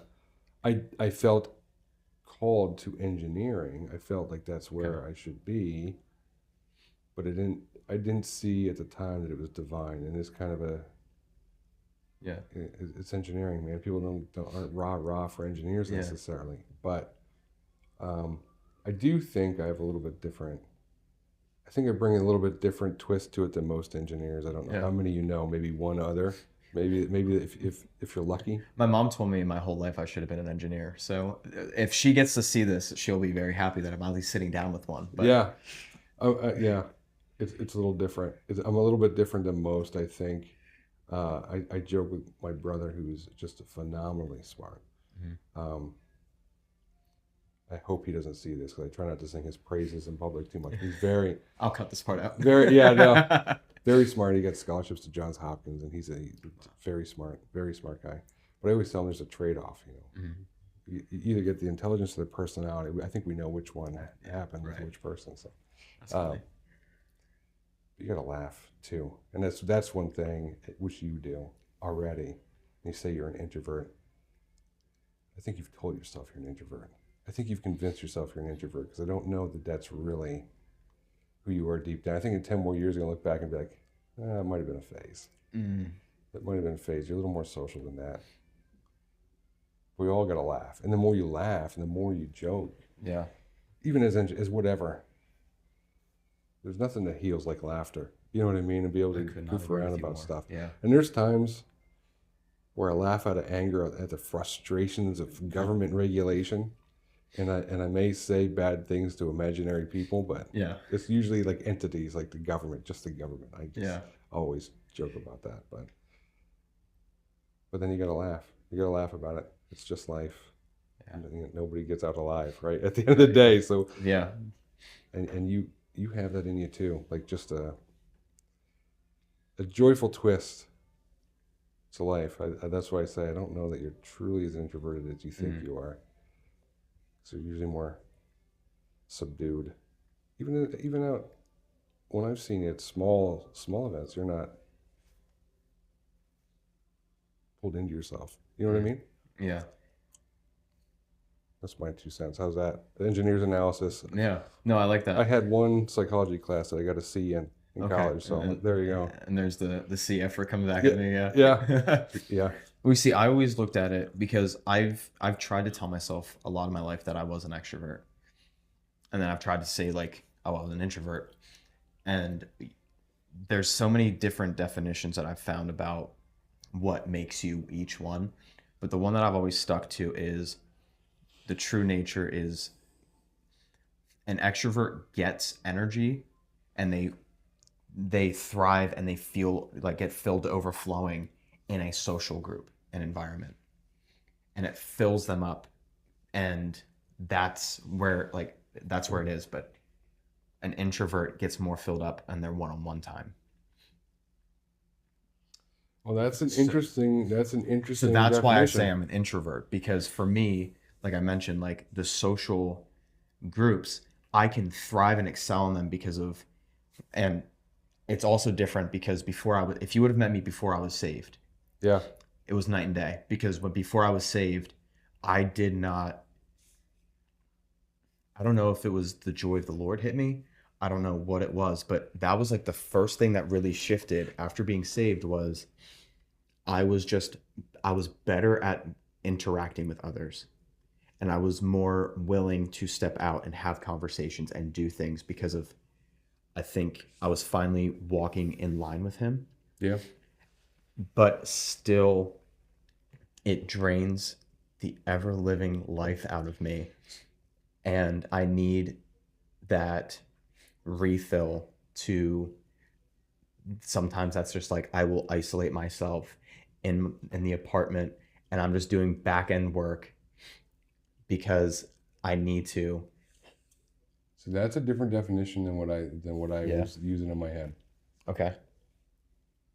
Under that definition, I am an introvert for sure. Okay. Yeah. For sure. Now I attribute it to growing up in a big family. I had a very extended family. Sense. And I didn't have a lot of quiet time. So when I get it, I cherish it. Right. And it's gotten different. First of all, I think anybody who gets too deep into psychology is probably a little nuts themselves. Of course, yeah. So because talk about just this an amoeba almost. It's always like adjusting and doing this. But with your definition, that was it that I'm introverted, or was it that it was just in nature, like nature versus nurture? I had that a lot. So when I could get quiet time, I enjoyed it. When I first got married, I needed it frequently. Yeah. Get away. I got to get away. There's still times where I like to go down in the basement, put on a record for an hour and a half, and just chill out. I'll play like Tetris on my phone. Something totally mindless, Not Right. really interactive. I mean, a game is interactive, but not social media where it's Right. and just unwind. So what you said about recharging, I do get that. I'll go Mhm. up.